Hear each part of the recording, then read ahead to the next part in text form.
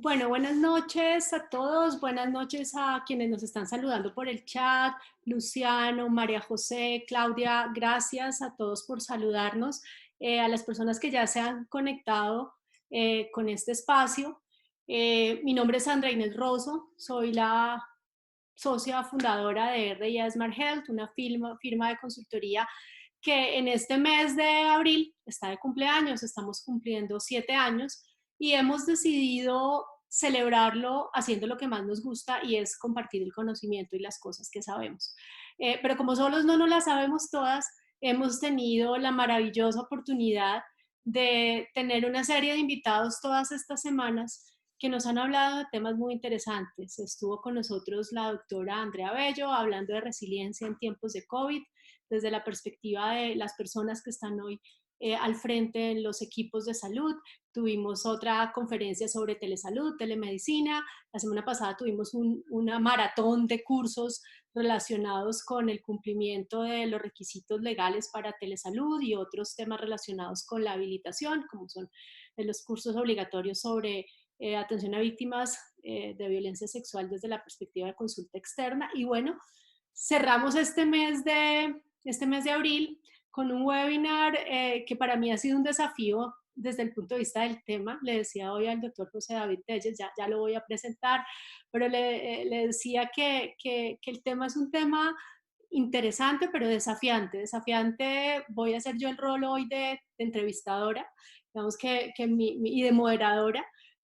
Mi papel es hacer preguntas y bueno, le agradezco profundamente al doctor José David Telles su generosidad en abrir el espacio para conversar con nosotros hoy.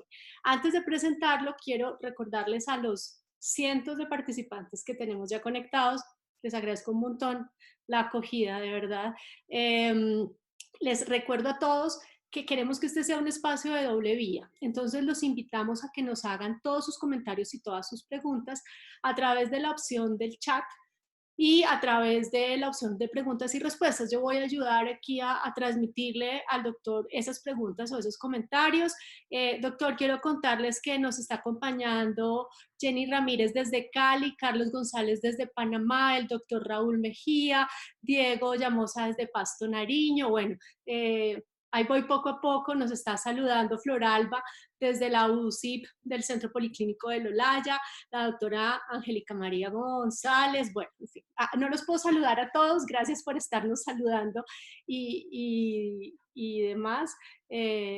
Nos está María Eugenia Salazar desde Celaya, desde Tunja Clara, bueno, gracias a todos por acompañarnos, nos encanta tener una audiencia variada y bueno, voy a empezar por presentar al doctor José David Telles.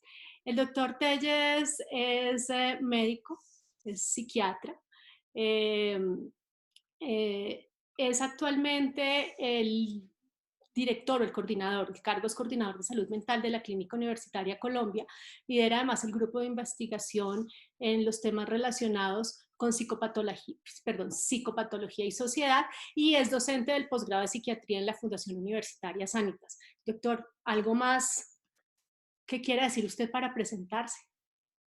No, no, no, así está muy bien, estuvo perfecto. Bueno, muy bien.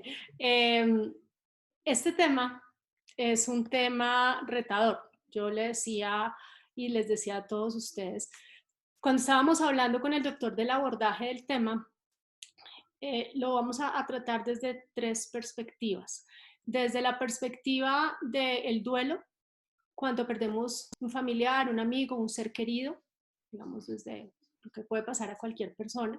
Vamos a hablar también del duelo en época de COVID desde la perspectiva de las personas que hacen parte de los equipos de salud, de todas esas personas que están hoy en el frente de batalla atendiendo pacientes. Y queremos reflexionar un poco sobre lo que significa perder uno o varios pacientes y enfrentarse a, a este tema en estos momentos, desde la perspectiva de los profesionales, no solo los profesionales, todos quienes conforman los equipos de salud. Ese es el segundo abordaje.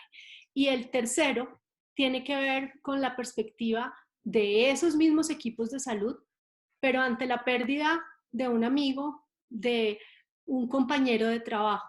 Sabemos que el porcentaje, y lo vamos a ver más adelante, de profesionales de salud infectados en Colombia, bueno, en general en el mundo, es significativo y por lo tanto está el riesgo de pérdida. Queremos también abordar este manejo de duelo desde esa perspectiva. Como podrán ver ustedes, tres ejes ambiciosos. Y bueno, yo empiezo preguntándole, doctor, antes de esta situación excepcional y extraordinaria que estamos hoy afrontando, yo no digo que es una crisis, pero bueno, de este tema de la pandemia de COVID, ¿qué implicaba hacer un duelo? Cuéntenos cómo era antes, por favor. Bueno, digamos que el proceso de duelo, pues siempre se ha relacionado con la muerte de un ser cercano. Sin embargo, con el tiempo se fueron acuñando otro tipo de pérdidas al término de duelo. Entonces estaban las pérdidas económicas, un negocio, una pareja, una relación, y a todo eso se le fue haciendo un proceso porque socialmente eh, pues se volvió más significativo, relevante, digamos que entramos en un lenguaje muy emocional, así que las pérdidas eh, se comenzaron a hacer significativas a todo nivel y cada pérdida de estas comenzaba a tener como un ritual especial. Entonces, antes pues de la pandemia y de tener que estar aislados, digamos, si una relación se terminaba, un noviazgo, pues cada uno de los de la pareja buscaba sus amigos, sus amigas, se reunían, sacaban todas las narrativas alrededor del tema, y es que era un indio y ella no me merecía, y cosas de estas alrededor de cualquier reunión en la que justificaban la pérdida, pero se requería ese acompañamiento. Si era la pérdida de un negocio, una casa, pues más o menos podía suceder lo mismo. Y alrededor de la muerte, pues digamos en nuestro país principalmente, todo lo que iba acompañado en el ritual de muerte. Ese, digamos que lo más importante dentro de un proceso de duelo es el acompañamiento.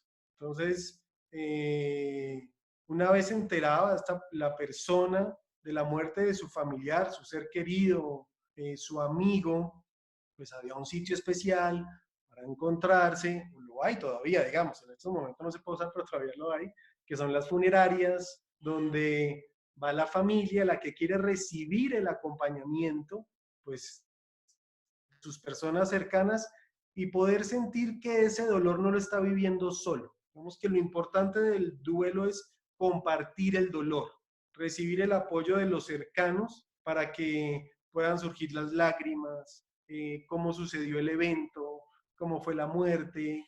Entonces, después de todo este proceso en el cual el acompañamiento se da en la funeraria por un día y medio, y luego se vaya al cementerio o a la cremación, donde ya es como este final, este cierre de esta primera parte en la que se puede despedir pues el cuerpo de la persona, es como esa última vista y es como ese dolor final fuerte que se permite y compartido entre los más allegados, que es fundamental, porque el acompañamiento ahí es una parte en la que este se va, pero tú no estás solo, igual todos vivimos este dolor y lo vamos a sacar todos adelante. Y una vez se acaba esto, pues viene la otra parte del ritual, digamos en nuestro país, que es un porcentaje muy alto católico, pues se hace una novena y vienen las diferentes misas, como ese acompañamiento religioso, como este acompañamiento espiritual, que es el que permite todavía más sacar toda la tristeza, sacar el dolor, sacar el homenaje a la persona, sacar todo esto que es tan importante. Entonces, digamos que en este previo al COVID, pues es la forma usual en cómo se viven las pérdidas.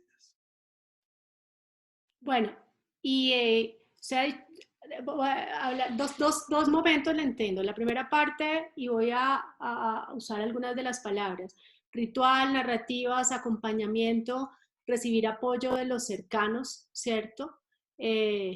y un cierre, esa última vista. Yo sí ahí tengo todos los elementos claves de esa primera parte en el antes del COVID. Una segunda parte, un proceso también de acompañamiento, de un homenaje y de ir poco a poco desprendiéndose, ¿cierto? Y diciendo adiós. ¿Qué está pasando ahora en el tema de COVID? ¿Qué está pasando ahora cuando no podemos estar acompañando físicamente?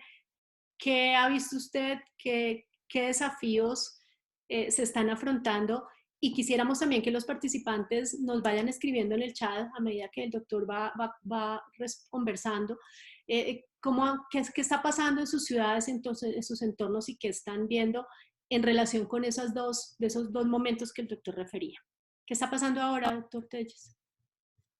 Bueno, digamos que ahora pues, el COVID nos ha puesto en una situación de aislamiento, un confinamiento en el cual cualquier actividad externa pues implica un riesgo y ese es el primer duelo que yo me atrevo a decir colectivo.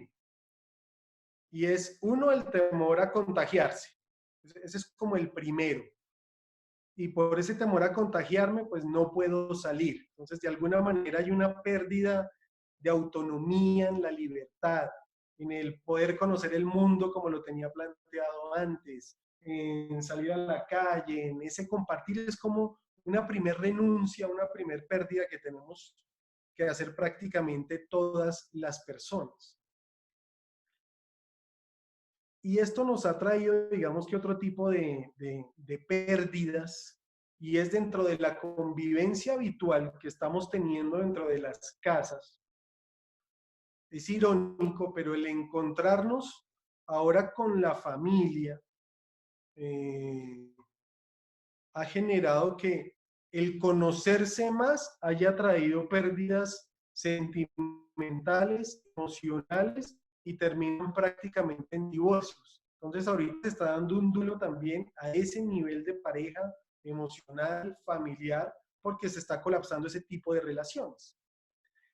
Y el COVID plantea una problemática todavía que es un reto a nivel salud. Y esa problemática se traduce en, digamos que quitemos el diagnóstico de COVID y la persona se entera de que tiene un cáncer, un cáncer. Ahí viene un primer duelo. Ese es un primer momento, una primer pérdida de mi salud. La segunda pérdida viene, oiga, usted tiene que hospitalizarse. Y en ese hospitalizarse viene la otra noticia que es, pero usted no puede estar acompañado, tiene que estar aislado y usted necesita un tratamiento quimioterapéutico o lo que sea. Y viene ese tercer duelo, me atrevo a decir, que es, me toca estar hospitalizado y sin mi familiar, que es una parte en la que nos apoyamos pues todo el personal de salud, que es el acompañamiento de la familia, porque esa parte emocional nos garantiza la mejor respuesta física posible, la mejor adherencia al tratamiento y no tenerlas un vacío muy grande, no solo para el paciente, sino para todos los que estamos en el personal médico, que necesitamos ese familiar ahí en ese acompañamiento. Y la otra parte es, si ese cáncer es de mal pronóstico, y es, mire, además usted va a estar en un proceso de terminalidad, y se viene un problema de una situación de fin de vida, y su familia tampoco lo puede acompañar, se viene ese proceso de no puedo estar con mi familiar, mi familia no puede estar conmigo, se viene un diagnóstico de una situación inminente en la que tal vez me voy a morir, y si efectivamente la persona muere, pues viene todo el tipo de pensamientos alrededor de mi familiar murió solo, no lo pude acompañar, no pude estar presente. Y era como ese último momento que yo esperaba. Entonces, el COVID nos plantea una situación de duelo todavía más complicada, digamos, en un proceso de hospitalización. Y más que si el COVID y es efectivamente positivo para coronavirus, tiene que terminar hospitalizado, comienza a complicarse, plantea todavía más para hacer bien. Claro, digamos, entre no solo las personas se mueren de COVID, claramente lo que pasa es que tal vez estamos todos pensando en el tema de un paciente COVID, pero es decir, el ciclo natural de las otras enfermedades y de la vida continúa.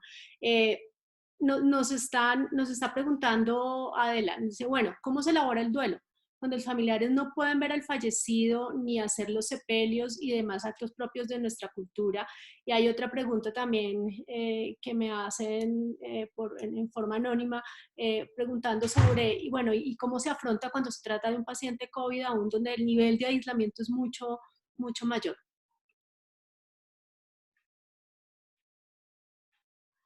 Bueno, eso plantea, digamos que tres momentos importantes. Ahí hay tres momentos importantes. Uno, identificar si el paciente es COVID o así no sea COVID, si va a tener un deterioro rápido de la enfermedad, porque eso implica un manejo de la información médica que tiene que ser rápida, oportuna, veraz y continua. Y al ofrecer eso a la familia, la está preparando para ese desenlace que posiblemente va a haber. Cuando un paciente ya entra en dificultad respiratoria en una unidad de cuidado intensivo, el porcentaje de mortalidad es muy alto según lo que han planteado otros estudios. Y eso, digamos, estamos por encima de un paciente que ingresa a UCI, la mortalidad está por encima del 60-70%. Cuando ya entra en esa dificultad, el médico tiene que ser realista con la familia, ofrecer ese tipo de información. Y eso es como el primer preámbulo y la preparación para esto. Y ahí, digamos que en eso empieza como ese autocuidado y heterocuidado, tanto de la familia como del personal de salud. Es una cosa de ida y vuelta. Pero digamos que esta persona fallece.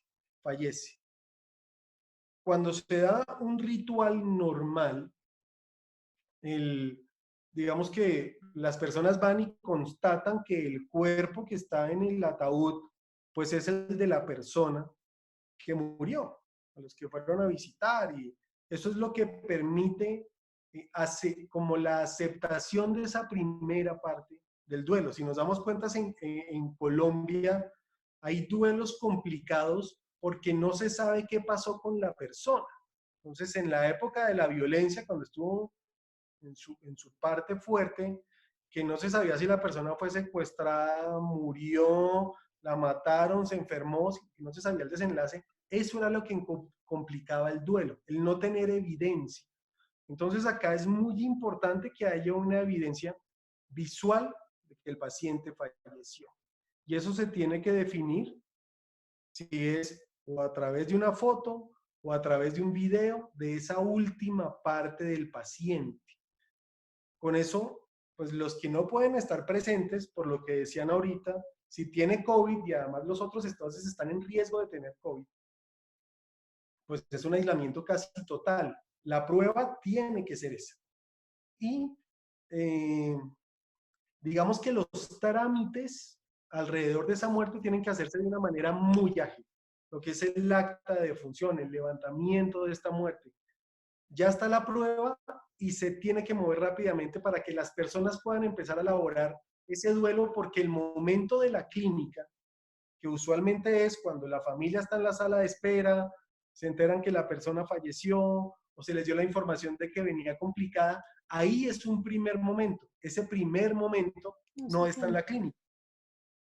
Entonces se tiene que dar después de que estas personas salen de la clínica, y viene esa segunda fase, que es cuando ya empieza toda esta ceremonia fúnebre, que es muy importante, y ahí las funerarias pues ofrecen ese servicio de streaming en el cual pueden constatar y evidenciar todo ese proceso, ese acompañamiento, que aquí lo vemos en el carro, desde que sale de la clínica, ya no hay funeraria tampoco, entonces prácticamente va derecho a los hornos crematorios y la familia hace ese acompañamiento de manera virtual.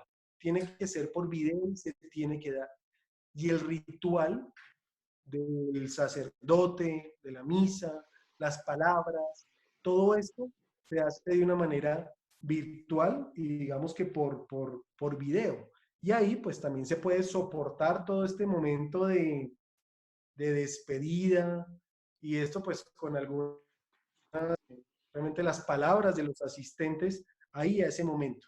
Digamos que hay algunas personas que en algún momento les autorizan el poder estar ahí, digamos como guardando todas las medidas de precaución, pero esas personas que están se les tiene que garantizar su máscara, su tapabocas, tener el gel antibacterial, todas las medidas de protección, y es algo por Pero lo es que la también tiene excepción. que preocupar. Pero entiendo que ese caso es la excepción. O sea, Sí, es la actualmente excepción. esa no es la red, no, o sea, no es en general que de esa Pero forma.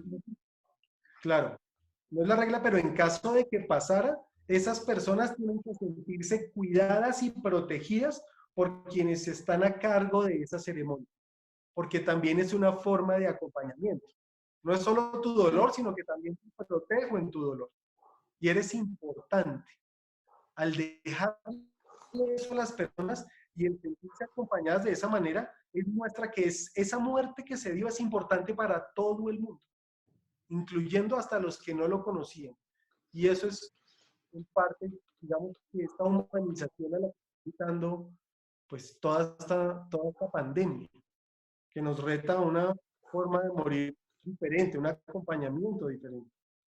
Hay varias preguntas, doctor, enlazadas con este momento del conversatorio, y una tiene que ver con un paciente que fallece, el cadáver recibe trato de paciente positivo por protocolo, pero después cuando llega la prueba, ya el resultado llega negativa.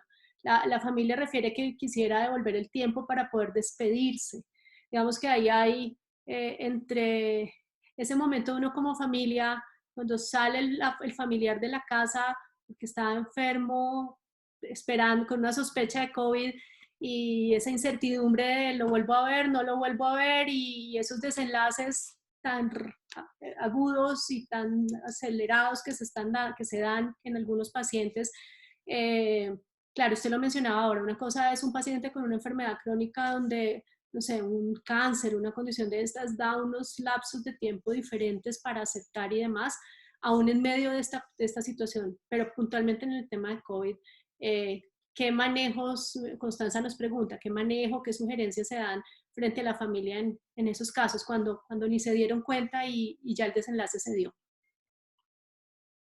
Digamos que por eso es tan importante el acompañamiento, digamos que nos da unos días, unos momentos, ese cuidar esa familia que trata de acompañar a ese paciente de manera virtual es muy importante, porque es que hay acompañamiento en fin de vida. Entonces, es permitirle la comunicación a esa familia de una manera virtual. En algunas instituciones está el uso de tablets por el cual pueden ver su familiar y lo pueden acompañar. Entonces, de pronto algunos dicen, no, pero es que si está intubado y está sedado o está inconsciente, pues para qué ponerle videos y para qué audios y para qué cosas? Y digamos que en ese momento así la persona esté en un estado de profundidad, que su conciencia está, pues, que puede ser un homicidio o lo que sea, es importante igual que se le permita el acompañamiento a la familia de manera por video. Si bien que le pueda decir unas palabras por video, que le pueda poner la canción que le gustaba, que le puedan mandar el audio del nieto, de la nieta, del hermano, de las personas que quería, su esposo, su esposa, o lo que sea, la siguiente pregunta va a ser, le pusieron los audios del nieto, le pusieron el video de la hija, del hijo, la canción de sus amigos, y la respuesta tiene que ser sí, sí se lo pusieron, sí se le permitió, porque esa es la forma en la que esa familia o esos seres cercanos pueden decir, lo acompañamos hasta el fin, no murió solo. Es lo que les permite concluir eso. Hicimos todo, hasta último momento le hablamos, le enviamos el audio, el video y no murió solo. Estuvimos ahí. Y es la forma en la que se puede hacer presencia en este momento. Doctora, hay varias preguntas sobre el tema. Nos pregunta Claudia si en este momento en Colombia se está haciendo ese tipo de acompañamiento virtual o si eso es un ideal. Y un tema conexo es qué tan posible es para las instituciones. O sea, entendemos lo necesario que es para la familia y esa parte de poder tener ese acceso para ayudar a hacer el duelo. Pero la pregunta es, primero, si se está haciendo en Colombia, lo pregunta Claudia, y hay otra pregunta que me están haciendo por el otro chat, y es si eso es viable realmente hacerlo en una institución de salud en las actuales condiciones. ¿Usted qué opina? Pues digamos que más que lo que opino, es lo que está Oh, sucediendo. cuéntanos. Y la realidad es que sí, ya sucede. Y ese acompañamiento ya se está haciendo de manera virtual. Hay instituciones que ya lo están ofreciendo y se permite. Y digamos, los audios de los familiares también se están enviando y se les están colocando a los pacientes. Eso ya es una realidad, eso ya sucede. Digamos que afortunadamente estamos en una era tecnológica que lo permite. Entonces, como que no es una cosa, realmente no es una cosa soñada, sino es una realidad. Eso ya está pasando. Digamos que en estos países tuvimos o tenemos la triste ventaja, porque es una triste ventaja, de que se dio primero en otras naciones que nos permitieron prepararnos y ellos mismos documentaron lo que pasaba para que nos preparáramos. Caso de España, caso de Italia, Dale. comenzaron a documentar todo lo posible y aquí nos quedaron un poco mejor parados. Supimos qué cosas hacer. Nos leímos los protocolos de ellos, los seguimos haciendo, porque es lo que más nos enriquece. Entonces, de alguna manera, esa experticia viene de allá, esas recomendaciones vienen de allá y nos tienen preparados y ahorita es una realidad acá. Sí sucede y ese acompañamiento virtual sí sucede. Podría uno decir que es parte del proceso de humanización de la atención, aunque lo hagamos virtual. Sí, y es Tenemos que una, verlo así. sí, y es un acercamiento muy importante. Yo creo que esta es la vez, y me atrevo a decirlo, y esto sí es opinión, en que la tecnología ha tenido una utilidad más humana que en cualquier momento sobre el planeta. Es este. Y es el permitir este tipo de acompañamiento. Nos comenta Luz Dario Velasco y dice que sí, que se está haciendo este tipo de acompañamiento en Colombia, trabajo en hospitalización y UCI y realmente es una forma de mantener la conexión y el vínculo, es como lo menciona el doctor. Nos pregunta Betty Molano si podemos dar el nombre de alguna institución que esté manejando este tipo de comunicación porque están interesados en hacer algún proceso de referenciación, poder conocer más a fondo cómo lo están haciendo en las instituciones. No sé si alguno de los participantes del chat nos quiera dar algún nombre o doctor, usted nos quiera mencionar alguna. Bueno, yo puedo mencionar la clínica donde trabajo, que es la Clínica Universitaria de Colombia. Ahí se está haciendo. Ok, muy bien. Bueno, hay un montón de preguntas. Voy a tratar No se preocupen, todas las vamos a hacer, se los prometo. Lo que pasa es que quiero que sigamos como el hilo del desarrollo del conversatorio, porque seguro algunas se van a responder más adelante. Y si no, tranquilos que antes de cerrar, se las hacemos todas al doctor, vamos a aprovecharlo. Aquí nos están diciendo, también está haciéndose en el Centro Médico Imbanaco de Cali, nos comenta Olga Mosquera, que nos está dando en ese momento. Doctor, dos preguntas. Una relacionada con cómo apoyar a familias que reciben la noticia que el familiar ha fallecido, o como nos hizo una pregunta puntual alguien por un correo electrónico que nos mandó hoy, un caso de un familiar que falleció, su mamá está fuera la mamá de ese es una persona de 85, 87 años con un CA de cáncer, está fuera del país, no sabe aún que su hijo ha fallecido, no se lo han contado, pues por temas de la misma situación. y cómo decírselo. Hay varias preguntas relacionadas en de qué manera se puede desde el equipo de salud o desde la institución de salud apoyar a esas personas que reciben la noticia o que van a recibir esa noticia de que su familiar falleció. Bueno, digamos que en el caso puntual del correo, eh, esta mamá no sabe que su hijo falleció, viene del exterior, y aquí pues toca apelar un poco al conocimiento que tiene la familia pues de su mamá. Ellos la conocen más que cualquier persona y sabrían, obviamente, el dolor que representa para ella saber que su hijo murió, pero cómo lo asimilaría también es una cosa de la que ellos tienen noción. Lo más importante, y aquí hay que ponerse un poco en el papel de ella, que todos nos pongamos ahí, es, nos gustaría saber si nuestro hijo murió o no y tener la información de esa pregunta, o que no lo, o que hicieran un cerco de silencio y no nos contaran de pronto esa verdad. Yo creo que en la mayoría la respuesta sería, yo sí quisiera saber si mi hijo falleció o no, y que tal vez no me lo ocultaran. Y al no ocultarlo, pues es un momento en el que la señora tiene que estar acompañada, no puede estar sola, entendiendo que viene del exterior, pues habrá unas medidas de aislamiento y toda la cuarentena que eso implicaría, pero no puede estar sola en el momento de recibir la noticia. Y la debe recibir y permitirle que haga todo su proceso de duelo, que haga pues toda esta aceptación a la muerte de su hijo. En últimas, se tiene que dar. Ok, muchas preguntas. Voy a tratar de cerrar un poco el No, capítulo desde la perspectiva de los pacientes para que pasemos a hablar desde la perspectiva de quienes conforman hoy los equipos de salud y están en esa primera línea de la atención de personas con COVID y el tema del riesgo y lo que significa perder muchos pacientes y tal vez no cómo afrontar eso. Pero voy a tomar cuatro, perdón, hay muchas, pero voy a tomar cuatro que hay sobre el tema.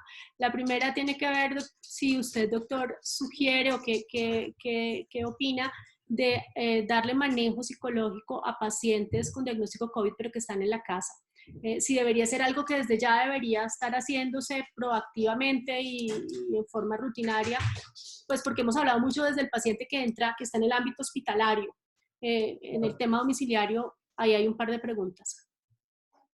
claro, eso también se está haciendo y eso también es real. Digamos que la Secretaría de Salud tiene notificación de todos los pacientes que salen positivos, pero como a su vez el sistema colombiano pues tiene una afiliación con las EPS, con todos los aseguramientos que conocemos, cada EPS está empoderada del seguimiento de ese paciente y le hacen un seguimiento telefónico. Entonces, a los pacientes que salen positivos se les llama desde psicología y se les hace un acompañamiento. Digamos que afortunadamente, digamos que de duelo hacia atrás, no se requiere una intervención como tal psicológica o psiquiátrica. Cuando se requiere intervención psicológica o psiquiátrica es cuando se habla de un duelo complicado. Ahí que se interviene por psicología de alguna manera, y es lo que estamos sufriendo todos ahorita, y es un duelo anticipatorio. Digamos que en Colombia, ¿cómo lo estamos viviendo? No, que empezó la cuarentena, pero el número de muertes importante va a ser a finales de marzo. Y pasó marzo. Y obviamente el confinamiento hizo que no fuera, digamos, el número de muertes que se esperaba. Entonces, ese duelo anticipatorio se prolonga. No, que va a ser a finales de abril. Y ya se nos acabó abril.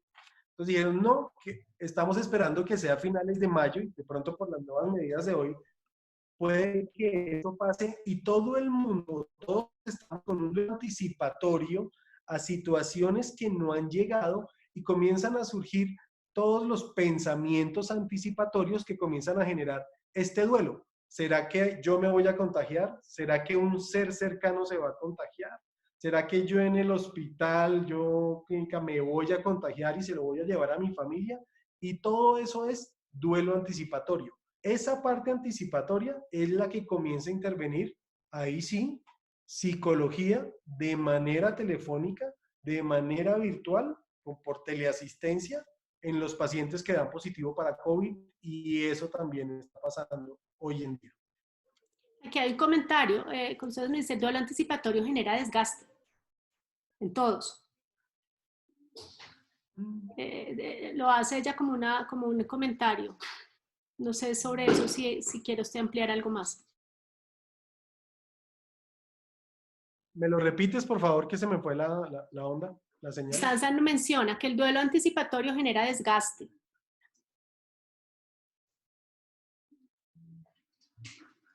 ¿Me escucha? Sí, Ok. efectivamente, todo lo que sea anticipatorio nos va a generar una respuesta o una activación de, digamos, de todo nuestro sistema de protección para el que está diseñado frente al estrés. Entonces, este es un estrés diferente, porque digamos, pensémoslo como nos van a anunciar que vamos a ser invadidos o lo que dijeron ayer, ¿no? Que es que un cometa va a pasar muy cerca a la Tierra. Entonces, desde hace 8 días venían con el cuento del cometa, entonces el cuerpo se prepara y activa todo un sistema hormonal que genera una respuesta de estrés que está diseñado para protegernos, pero la protección es huyendo o cubriéndonos o metiéndonos en algún sitio. Aquí no hay huida, porque es una respuesta de estrés y además el mensaje es no, pero quédese guardado en su casa. O sea, usted no puede hacer nada, más o menos aguantes el estrés. Entonces, prácticamente la intervención está diseñada para que los niveles de estrés se disminuyan estando en casa, se acepte la situación y se bloquee un poco ese tipo de pensamiento anticipatorio que genera pues esta situación.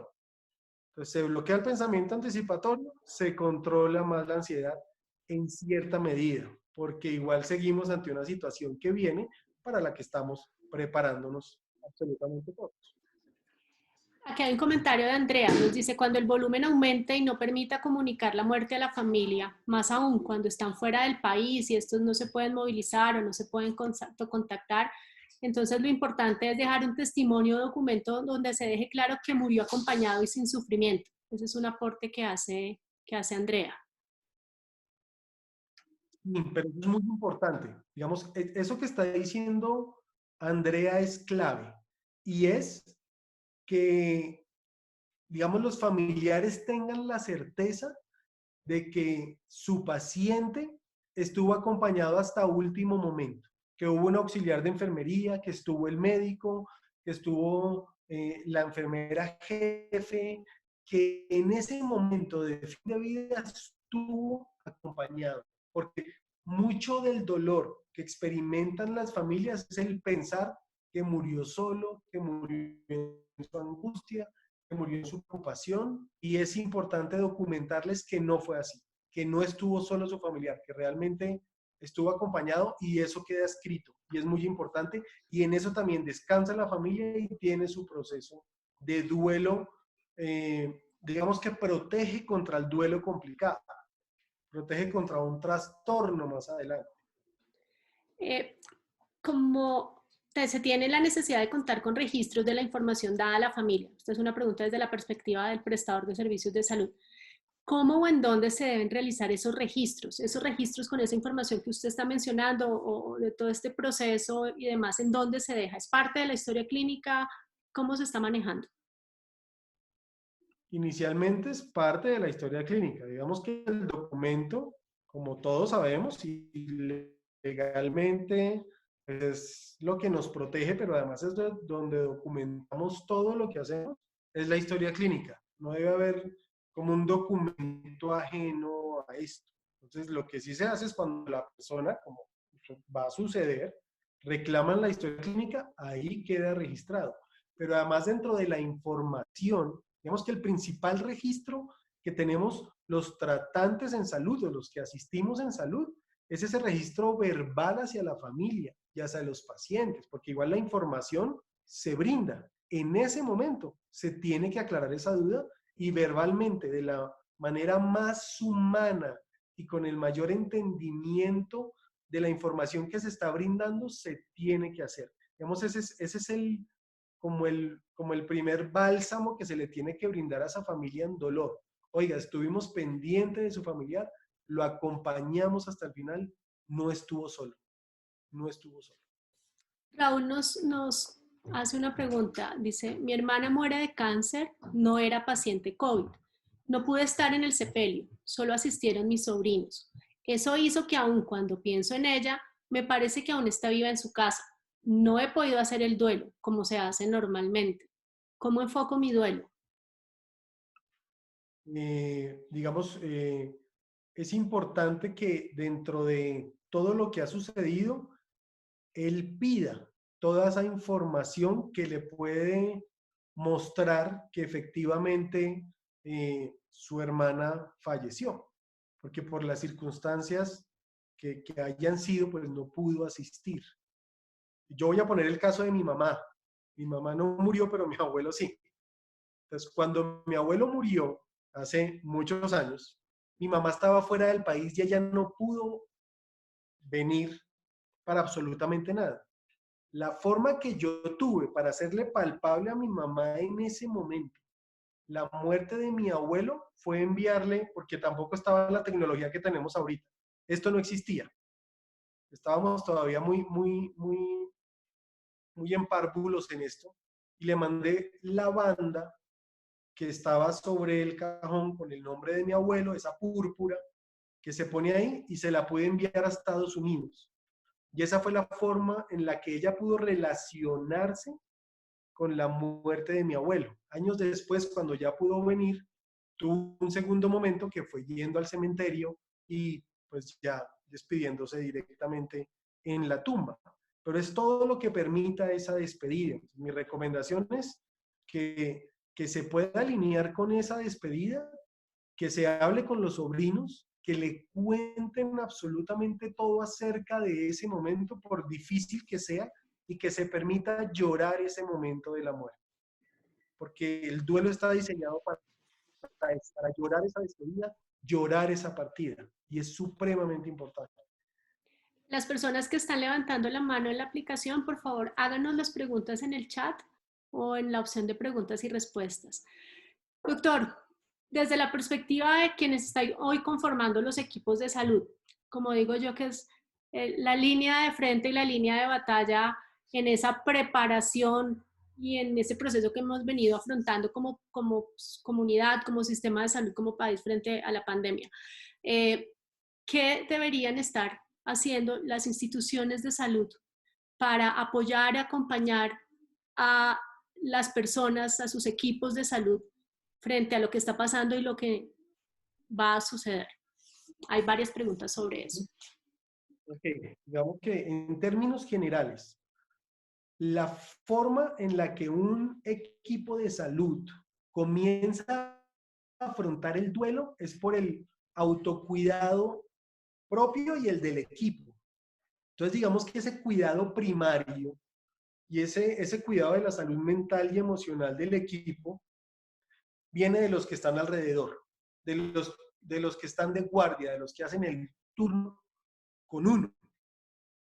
Y ese cuidado viene desde usted cómo se siente, cómo está hoy, permitirle que hable de cómo está en su casa, qué le preocupa, si le preocupan sus hijos, que ahorita todo este tema del seguimiento escolar, del homeschooling, está tan pesado y no necesariamente la preocupación va alrededor del COVID como tal, sino de todo lo que el COVID ha implicado en las dinámicas familiares, escolares, laborales, y que las personas también quieren desahogarse de eso. Entonces es permitir ese espacio con los que están cerca, con los del propio equipo, y darse como momentos de seguridad en los que, oiga, tómese 20 minuticos, vaya por un tinto, tómese un agua. Si ve que esa persona está como emocionalmente muy comprometida, con toda la seguridad del caso, camine, nos tomamos el tinto. Cuéntame qué le pasa. Y darse esos 15 o 20 minuticos de apoyo mutuo y de apoyo continuo y dejarse cuidar, dejar que el otro esté pendiente, dejar que el otro le pregunte y dejar que le diga, oiga, ¿usted ya llamó sus hijos? Y ese autocuidado tiene que ser diario. Las personas que cuando se dé esto de una manera pues, todavía más intensa, tienen que sacar ese espacio para reposar, pero además ese espacio para comunicarse con su casa, con su familia, que la familia vea que él o ellas también y que él vea que su familia está bien, que esos 5 minuticos en los que pudieron comunicarse por una videollamada le cambian completamente el turno y la perspectiva, que se esté hidratando constantemente.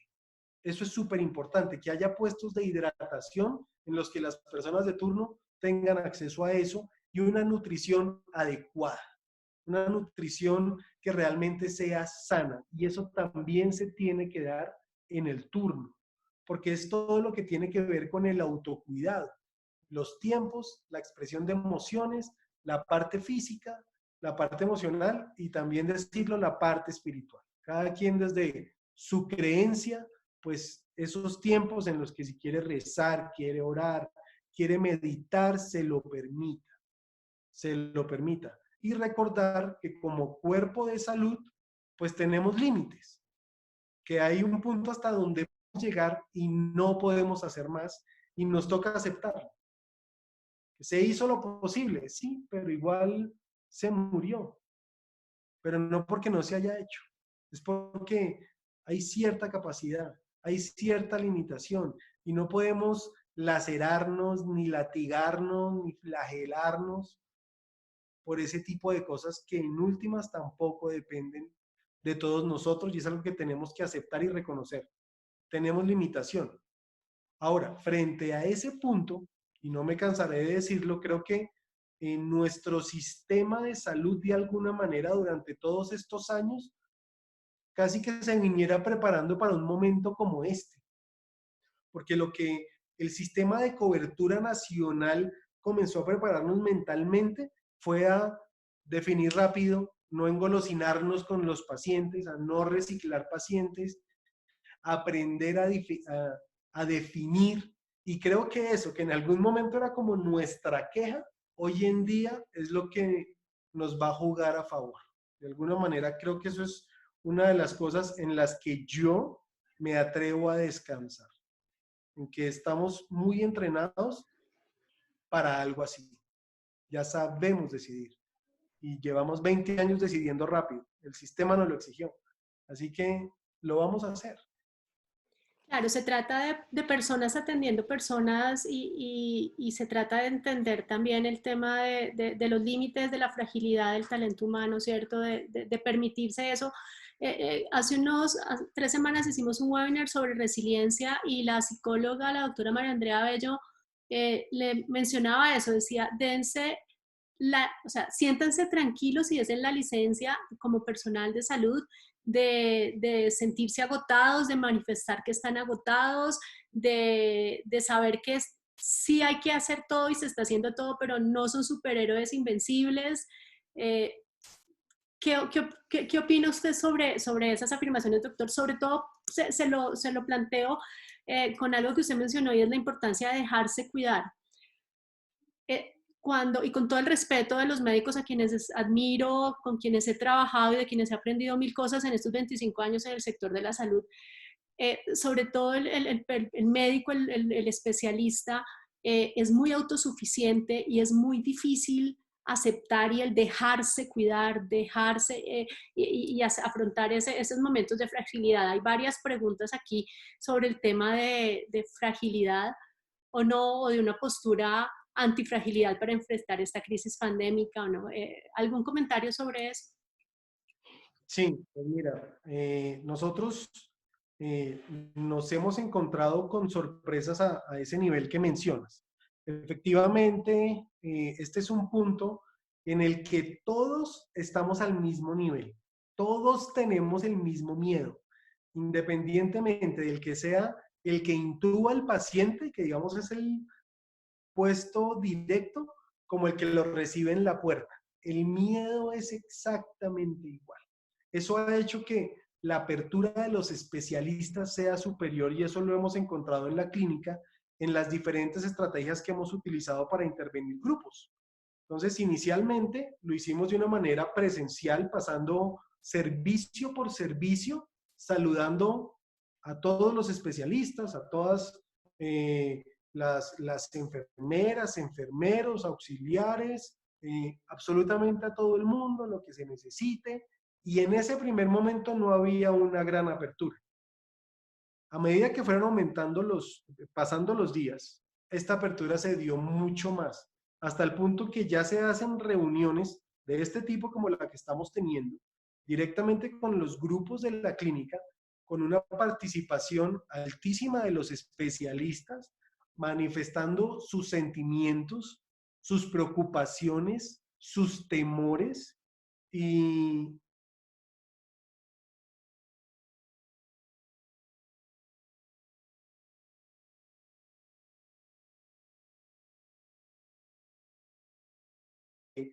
lo que nos asusta. Entonces, de alguna manera, como ese video que alguna vez vimos de un médico que llega a su casa y el niño lo va a encontrar y él lo frena y el niño como que se asusta y él se quiebra en ese momento. Eso nos permitió prepararnos para eso que hoy en día es una realidad y yo puedo decir que lo vivo.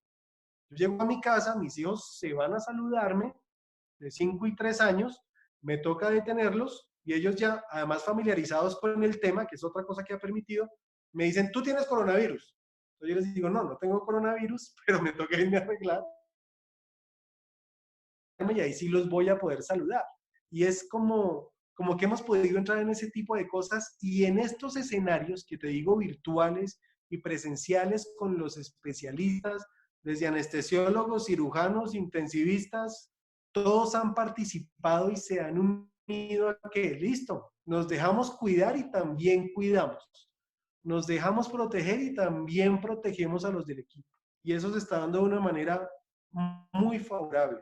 Y el miedo ya no se convierte como en rabia, que era la parte que pasaba antes. Ante el temor, el médico usualmente reacciona con irritabilidad. En este caso ya ante el temor, lo manifiesta y se regula. Y han salido líderes de todo esto que nos están ayudando desde salud mental a, a otros equipos. Y ellos mismos los intervienen y los lideran. Y se ha hecho una formación muy interesante de una de nuestras especialistas, psiquiatra, una dura, que está capacitando estos líderes, que no son ni psicólogos ni psiquiatras, sino son personas con toda la voluntad de hacerlo, y esto se está logrando de una manera muy importante, por lo menos dentro de la organización, y creo que a otros niveles ya se está extendiendo esto, porque no, digamos no es cerrado para nosotros. Somos abiertos y la institución que lo quiera también se está haciendo y se está brindando esa alternativa, se está capacitando a la gente y se está interviniendo de esa manera. Dejarse cuidar, cuidar de otros. Nos pregunta la doctora Sonia Londoño, dice, soy oncóloga, manejo la muerte a menudo de pacientes. ¿Qué libro recomendar para los pacientes? ¿Qué libro recomendar para nosotros como personal de salud y como personas para que afrontan esta situación y que tenga que ver con preservar la salud mental ante el riesgo de infección, el miedo, la culpa? La pregunta es entonces, doctor, si le recomienda un libro o algún autor para los profesionales, para las personas del sector salud y para los pacientes. Pues digamos que de esto ha salido mucha literatura. Yo creo que para un momento como este, un libro en particular no se me viene, pues ahorita a la cabeza como para decir, mira, que el paciente se lea esto. Yo pienso que en esto apelo mucho, mucho a, pues a lo que nos motivó a estudiar esto y a nuestro sentido común con las palabras adecuadas. Ningún libro va a reemplazar las palabras de un tratante. Ningún libro va a reemplazar el tener que dar una mala noticia. Ningún libro va a reemplazar el acompañamiento de las personas cercanas, así sea de manera virtual. Digamos que lo que se tiene que permitir, si es que los espacios se den, que la comunicación se dé y que el especialista esté dispuesto a recibir esas lágrimas de su paciente. El especialista esté dispuesto a ese silencio en el que hay un llanto, porque es a lo que usualmente no estamos dispuestos. Digamos que en las clínicas, ante el momento de muerte, los especialistas usualmente generamos una barrera, damos una mala noticia y dejamos usualmente el paciente en su llanto y en su dolor. Pero es quedarnos unos minutos más y permitir ese acompañamiento que tenemos que brindar a ese paciente, a esa persona, en ese dolor. Por eso, en este momento, no me regiría por ninguna literatura y sí más por el acompañamiento y ese acercamiento que se tiene que dar a esa persona. No solo en la oncología, en todas las otras especialidades que acompañan el proceso de muerte. Gracias, doctor. Nos pregunta la doctora Betty Molano, dice, en mi institución se está planteando confinar el recurso humano 8 días en el hospital y 8 días en un hotel.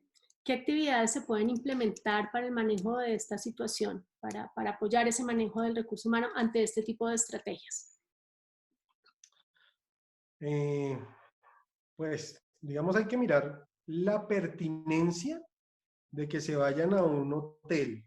Eh, Creo que tocaría evaluar primero todas esas condiciones. Lo, lo que estamos haciendo específicamente en la clínica, en mi servicio, y sé que ya otros servicios lo están haciendo, es que sí estamos alternando el personal. Tenemos como grupo A, grupo B, y el grupo A va una semana y luego ingresa al grupo B. Y así digamos que vamos, como que tenemos un equipo de backup. Pues es pensar que se está cubriendo, se está protegiendo al colega cuando uno es el que va y pone el pecho, y después cuando uno sale, pues es el colega el que lo está protegiendo a uno, y es una protección mutua eh, que se tiene que dar. ¿Cómo invertir el tiempo en el confinamiento? Pues digamos que cada quien conoce sus actividades, cada quien sabe lo que le gusta, pero de alguna manera es como el no aislarse. Y se me olvidaba mencionar esa parte también en los equipos. Quien vea que en su equipo se está aislando alguno, que usualmente no es así, es una persona que hay que acompañar y no permitírselo, porque ahí está en el riesgo de caer en un trastorno depresivo o en un duelo complicado por algo que no ha podido asimilar. Entonces es una forma de proteger. Y lo mismo con las personas que se vayan solas cada una a una habitación de hotel. Vemos que puede estar establecido, pero hay que garantizar el contacto desde la clínica o desde la institución, desde la organización a la que pertenece, con esa persona. Vemos que no se puede dejar guardada en un cuarto de hotel 8 días. Es demasiado riesgoso desde el punto de vista emocional. Creo que el precio puede ser muy alto. Creo que hay que definir qué personas son las que efectivamente tendrían que estar ahí, que no sea un volumen muy alto y es porque estuvieron en riesgo, ponen en riesgo su familia o alguna situación que según la evaluación clínica sea pertinente, pero sacarla de su contexto familiar tampoco es tan sano. Hace unos días nos explicaban en la clínica lo que es aislamiento físico y aislamiento social. El aislamiento físico no implica aislamiento social.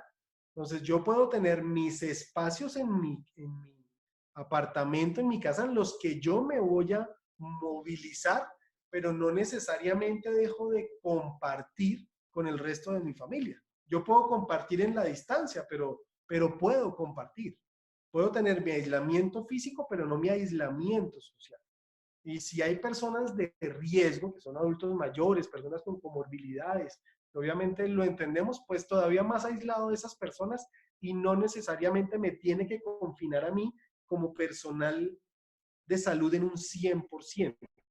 Entonces es como tener una autorregulación física, una conciencia de lo físico de mi conciencia emocional y qué tanto puedo tolerar esa situación o no.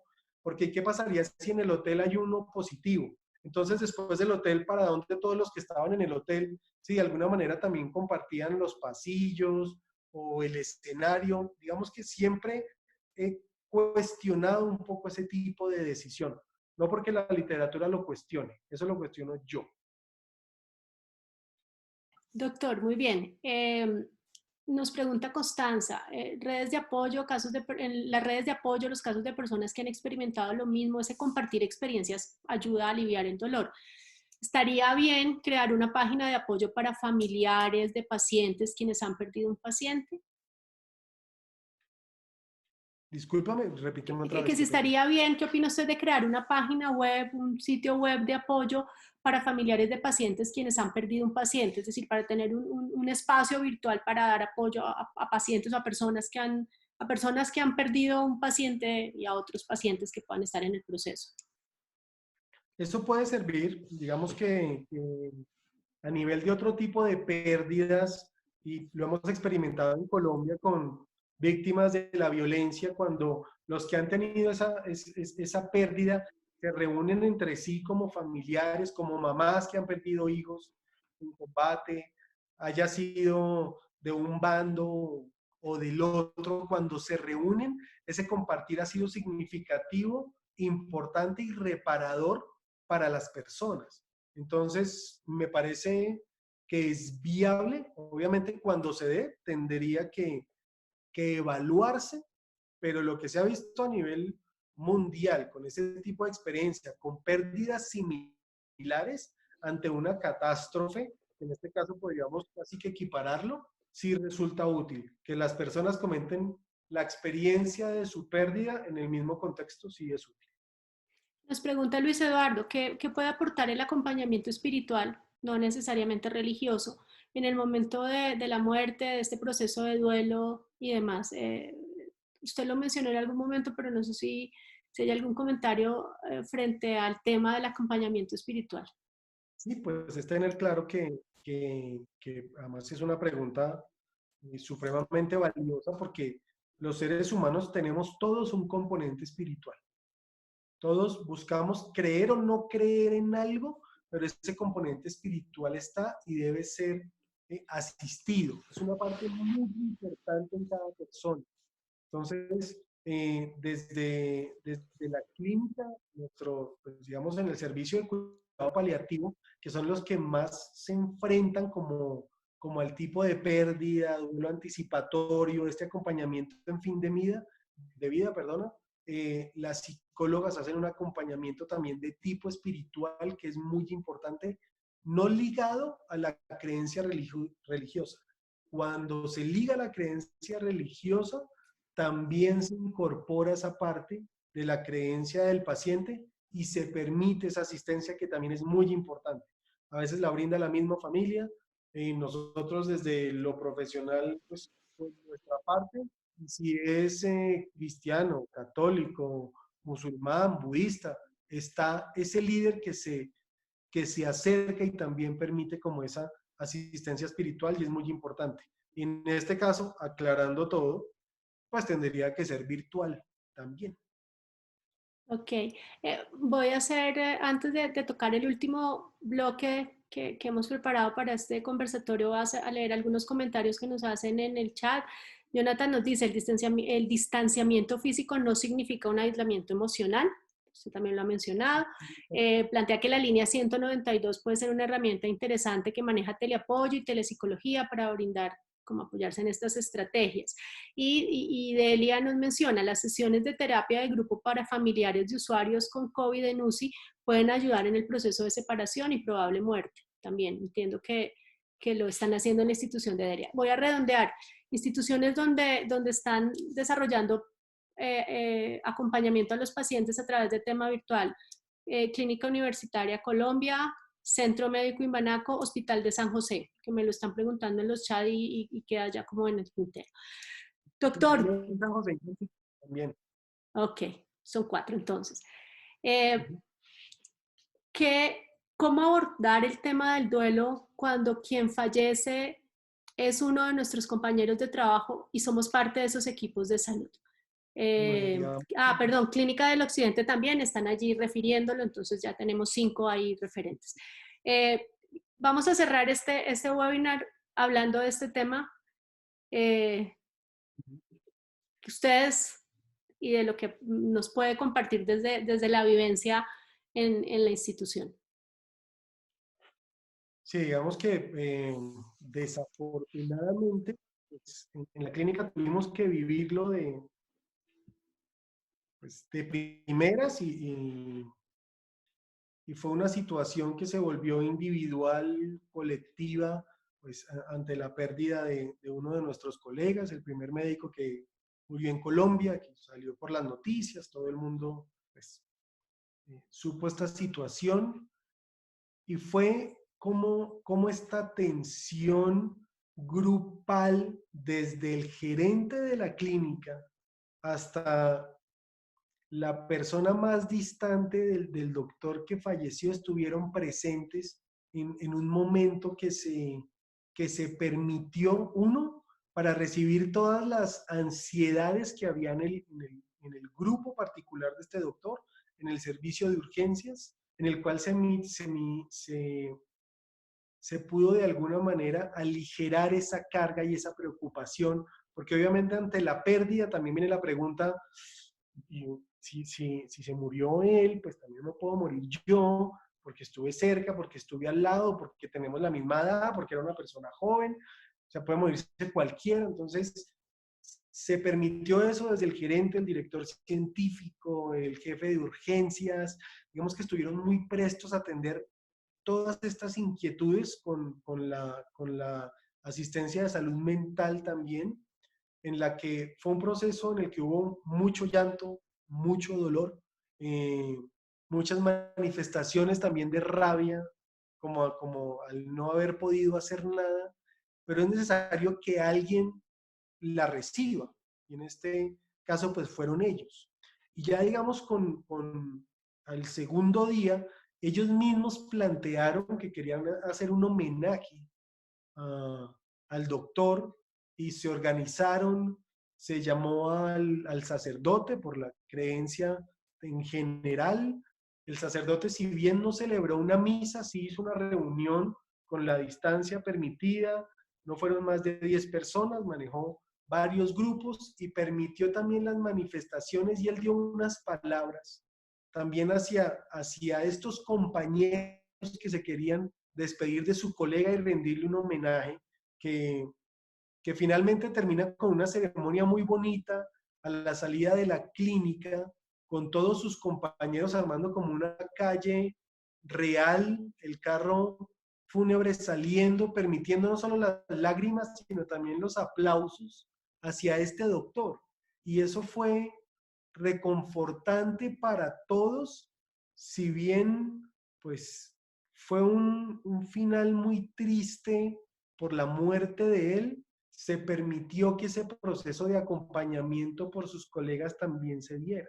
Y fue algo también de lo que vimos en televisión con el otro doctor que murió, que también era retirado de las Fuerzas Armadas, el anestesiólogo, y también le hacen un homenaje. Los militares se organizan y es darles oportunidad a los colegas de esa despedida, tal cual como lo hemos hablado con la familia, pero a nivel institucional. Y se tiene que permitir este tipo de manifestaciones, recoger las ansiedades, las preocupaciones, porque también es un momento para eso. Entonces, el duelo a ese nivel, digamos que este fue un caso final, pero no me cansaré de decir que el duelo se empieza a manejar desde el autocuidado como equipo. Desde ahí ya lo estamos elaborando. Oiga, nos estamos preparando porque puede pasar lo peor. Nos estamos cuidando entre todos porque puede pasar lo peor. Y ese es el mensaje que va implícito. Ese duelo está desde ya. Y ese manejo de ese duelo comenzó en familias, en personal de salud, en todo el país y en todo el planeta. Ese duelo ya lo estamos viviendo. Nos toca seguirlo manejando, cuidándonos y permitiéndonos todas esas manifestaciones que ya hemos mencionado. Así las cosas, doctor. Entonces nos hace aquí una pregunta La doctora Nicole dice, ¿cómo ayudar al equipo asistencial a superar el miedo? Desde la perspectiva de, no solo del equipo como tal, sino desde quienes están dirigiendo las instituciones, quienes están no liderando las instituciones de salud. La pregunta sería, ¿cómo ayudar y apoyar a ese equipo a superar el miedo? Bueno, digamos que ahí estaríamos hablando como de dos cosas. Una cosa es superar el miedo y otra cosa es no sentir miedo. Entonces, no sentir miedo es imposible, porque todos tenemos un nivel de miedo y de ansiedad ahorita que es necesario para cuidarnos. Si no tuviéramos ese miedo, pues la gente perfectamente saldría sin tapabocas, no se lavaría las manos, no mantendría los 2 metros de distancia que se deben mantener con las otras personas, digamos que seguiríamos como muy libres. Entonces, el sentir ese miedo ahorita es importante. Ahora, superar el miedo. Uno puede hablar de que el miedo se ha superado o no si este miedo está comprometiendo su funcionalidad. Es decir, tengo tanto miedo que no puedo trabajar. Tengo tanto miedo que no puedo ver un paciente. Tengo tanto miedo que no puedo ir al turno o no me puedo acercar a mi familia.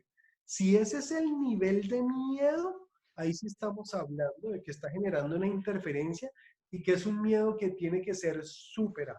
De lo contrario, el miedo que en este momento estamos sintiendo todos es un miedo que moviliza. Por ende, me atrevo a decir que es un miedo que es necesario sentir y que está siendo superado. Si superamos el miedo para poder actuar. El lío sería que no lo pudiéramos superar y quedáramos ahí bloqueados. Cuando el miedo bloquea, sí es un tema de tratamiento, sí es un tema de seguimiento por psicología, por psiquiatría y que requiere una asistencia completamente diferente. La ansiedad en el equipo, que es, hay algunas, digamos que esa ansiedad es contagiosa. Entonces, sí hay personas en los equipos que pueden incrementar la ansiedad de los demás de una manera que no es sana, en la que el discurso no cambia, en la que se busca generar más estrés del necesario.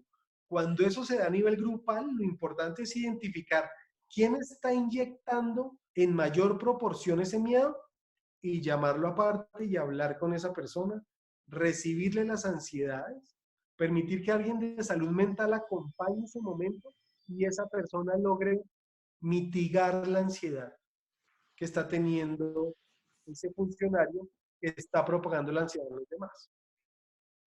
Muy bien, doctor. Luis Alberto nos pregunta, ¿usted considera pertinente o está bien considerar héroes al personal sanitario en general? ¿Se ha magnificado el deber y la profesión? Es una pregunta. ¿Afecta esto la salud mental de los profesionales de la salud? ¿Considerando los héroes les estamos poniendo una carga adicional? Mira que afortunadamente, digamos que desde mi punto de vista en lo personal, no somos héroes. Y el personal de salud no es héroe. Sí considero que son valientes. Digamos, los que están en esa línea de urgencias, de cuidado intensivo, que se le meten, que no renuncian, sí son valientes. Sí son valientes. Y estamos formados de una manera en la que no renunciamos a eso. Esto nos apasiona, esto nos gusta y a pesar de que tenemos el miedo, lo seguimos haciendo. Es un tema de oficio, no considero que seamos héroes. Y si entendemos la connotación de héroes, pues un héroe, como nos lo han vendido, pues tiene superpoderes. Eh, y yo creo que hasta Superman no pudo salvar a todos en sus problemas. O sea, a mí me queda claro que pudo ayudar a los de Estados Unidos. De ahí para afuera me imagino que todo el mundo tuviera sus líos. Entonces hasta los superhéroes no pueden cubrir todo lo que se necesita. Me atrevería a decir que si estamos dispuestos a dar nuestra vida por la causa, yo creo que sí, y que muchos lo están haciendo. Y que es un reconocimiento que lo veo válido, pero no con el término de héroes.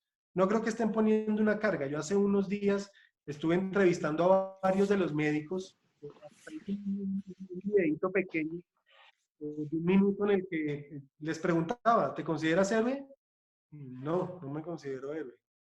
Y así lo hice con varios, lo hice como con unos 6 del servicio de urgencia de diferentes puntos y de hospitalización, y todos dijeron que no se sienten héroes, que es una situación que en este momento nos tocó asumir, lo estamos haciendo, estamos en una época de la vida en la que tenemos que hacerle frente y todos lo asumieron con lo que esto implica, pero heroísmo no. Ok. Una pregunta puntual, una más. No, dos más. Y vamos a la pregunta de cierre, que esa espero que sea la más difícil que le voy a hacer a usted y a la audiencia hoy. Constanza nos dice, en mi hospital desde el programa de humanización se viene realizando acompañamiento personalizado a los funcionarios por temas diversos. Ahora mismo en 3 semanas he visto en oficina a 38 funcionarios, desde especialistas hasta personal de vigilancia, por el riesgo de, entonces ella pregunta, si por el riesgo de exposición ella debe parar esa práctica. El tema que está manejando es enfrentando la crisis. ¿Qué le podemos decir a Constanza? Eh, yo pienso que la práctica no la debe quitar, porque el seguimiento a funcionarios es muy importante, pero mi pregunta sería, ¿por qué no lo está haciendo de manera virtual? Si es algo que ya, o sea, digamos, ella efectivamente no tiene que exponerse al profesional, sino que ya lo puede hacer de manera virtual y de esa forma puede intervenir. Y hay diferentes aplicaciones que permiten hasta 100 personas, si es el caso. Hoy tenemos Eh, más de 100, más de 150 conectados. Imagínate, hay aplicaciones que permiten pues 150 personas. Ella puede intervenir grupos de 5, de 6, y les dedica la media hora, que implica una reunión, una hora, y lo puede seguir haciendo. Pero mi recomendación no es que no lo haga, sino puede ser de manera virtual. Ok, muy bien. Para ir concluyendo, doctor, ¿cómo acelerar las fases? Entre paréntesis, Elizabeth Kubler-Ross, me imagino que es del Es duelo una, en el refer paciente COVID y la familia. es una claro, digamos que ella es quien describe mucho eso, pero no se trata de acelerar fases, es permitir que las fases se den en el momento que se tienen que dar. Ahora, hay una fase que es la que está más que es la más difícil, la que no podemos permitir que se prolongue, que es la fase de negación. Esa fase de negación es la que no, mi familiar no se murió, esto no puede estar pasando, esto no sé qué. Esa fase es, en últimas, por la situación en la que estamos y como no hay una relación directa con el cuerpo, esa sí es una a la que tocaría intervenir primero. O sea, la persona sí es importante y por crudo que suene y tal vez harto, tiene que ver la foto o el video de su familiar en el momento de su muerte. Eso sí es muy importante, para que no se queden patinando en esa fase, o no se quede en una negación eterna y termine complicando un duelo, esperando un hijo que no va a volver, esperando una esposa que no va a volver, esperando eso que no va a pasar. Esa sí sería una fase que toca intervenir de esa manera. Y ya las otras vendrán con el acompañamiento familiar que habíamos mencionado y el permitirlo, y es la aceptación. Tengo que aceptar que mi familia murió. Tengo que llorarlo y permitirse todo el ritual de llanto, todo ese ritual de lágrimas que se demora días, que puede estar en la cabeza de un familiar que dice, hoy van a hablar los amigos y de manera virtual lo cita, y hoy vamos a hablar de las cosas que le gustaban y mañana de las canciones y pasado mañana después los amigos del colegio y hablan los sobrinos, y así día tras día, y que se puedan permitir todas las historias alrededor de esa persona y las lágrimas que eso implica. Es muy importante. La única forma en la que un duelo se supera es llorándolo, no hay ninguna otra. Por eso no se deben contener las lágrimas. Eso de, no llore, pero haga de cuenta que no pasó, pero piense que fue un viaje. Eso es completamente negativo. El duelo se tiene que permitir con la verdad, con la realidad y con el llanto que se tiene que dar y las lágrimas que tienen que salir por una persona que amamos que se fue. Eso tiene que suceder. Entonces, no es acelerar las fases, sino permitirlas y brindar todo el espacio para que se den. Eso sí. Doctor Telles, ¿qué hay de positivo en todo esto? A los asistentes que siguen persistentes conectados, ¿qué positivo hay a raíz de este tema de COVID, de esta situación excepcional y coyuntural que estamos viviendo? ¿Qué positivo hay en los entornos personales, en los laborales, dentro de los equipos de salud en las instituciones? Yo quiero invitarlos a todos a que nos cuenten en el chat qué sienten, qué ven, qué hay de positivo en esto que está pasando. Y doctor, esa es mi pregunta del millón y la pregunta difícil. Eh, ¿Qué hay de Bastante, positivo? sí es bastante difícil. Digamos que ahí sí me gustaría recibir apoyo de todos los que siguen conectados. ¿Qué se le puede sacar de positivo pues a esta pandemia? Yo pensaría que, pues independientemente de todo lo que ya sabemos por las noticias, que hay delfines en un lado, aves en otro, que la naturaleza se ha recuperado, que la contaminación ha disminuido, me gustaría más como desde lo personal que nos contestaran para para cada uno de los que está ahí, que diga, para mí ha sido positivo esto, esto, esto y esto. Entonces, yo puedo decirlo que esto nos ha ayudado a aterrizar como personas y como humanidad, que nos ha mostrado realidad en cosas que tal vez necesitamos y no necesitamos. Yo me he dado cuenta en este tiempo que yo necesito solo dos vestidos muy parecidos para irme a trabajar. No necesito eh, absolutamente nada más, no porque lo hiciera, porque no es que yo usara ropa de ultramarca, pero digamos que sí es renunciar como a ciertas vanidades y otros valores que tal vez hoy en día digo, pero eso realmente no servía para tanto. Digamos que positivo me ha dejado que el comer en familia se ha vuelto muy importante, que estar alrededor de la mesa ha vuelto a cobrar valor, que nos ha exigido ese compartir de alguna manera sin pantallas y tratar de generar espacios de hablemos, juguemos parqués, juguemos cartas entre nosotros y escucharnos entre familia, reencontrarnos en la casa y valorar la libertad.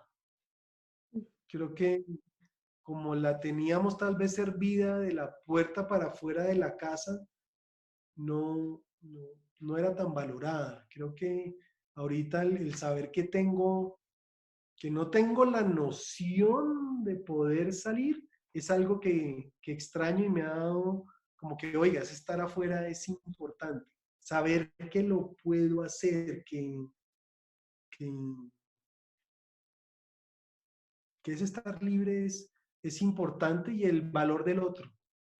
El valor que de pronto estamos juntos y que de pronto el otro mes no estemos todos, ese valor del otro hace que este momento sea muy importante.